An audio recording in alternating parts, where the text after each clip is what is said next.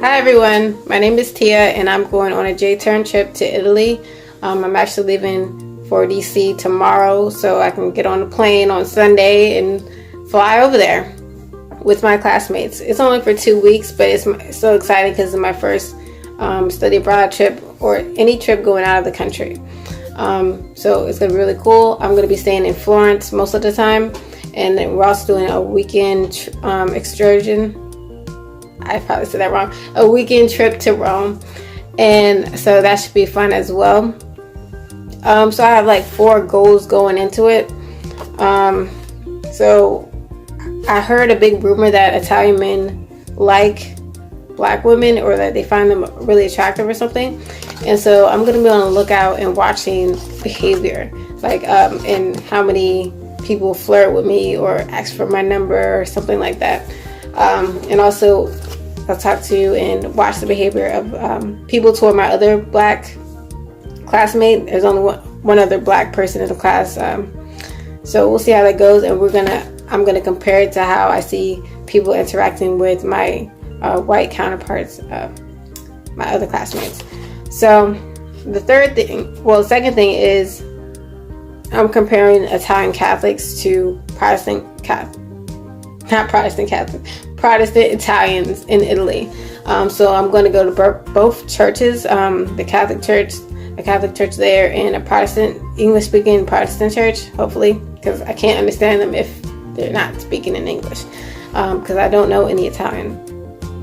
So that's near and dear to my heart because I'm Protestant and I'm a Christian, but I really want the body of Christ to be together as a whole, and just to understand our similarities and differences. And just to put it out there. And because I feel like a lot of Americans are in a kind of a bubble and we don't really know much about Christianity on the global scale. And this is a good way for me to piece that together for myself and for other people.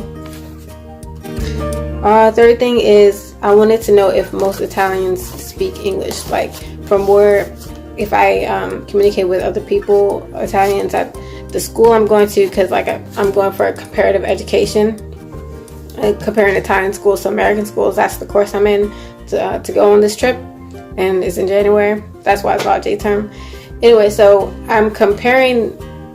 I want to see if I can actually communicate with locals without knowing too much Italian, because like I just don't know Italian. I didn't take Italian. I took French. So I want to also see if I can practice my French a little bit, see if anyone knows French. So it's going to be very interesting to see how I can communicate, whether I use the internet for a tool or my phone for translations, or if people already know kind of some English.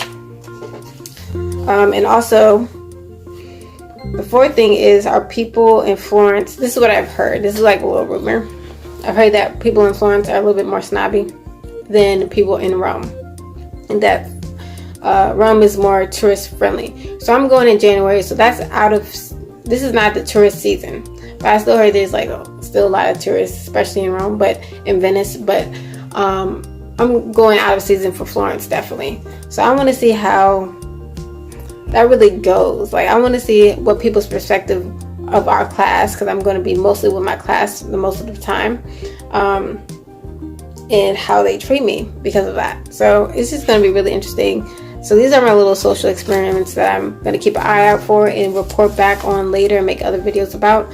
I'm going to vlog my experience going to the airport and saying goodbye to my family and flying and all that stuff. And when I get to Florence, everything like the trips and museums I go to, I'm going to record and vlog that because it's so fun, and it's like hopefully not once in a lifetime opportunity, but kind of, because I'm graduating in the summer.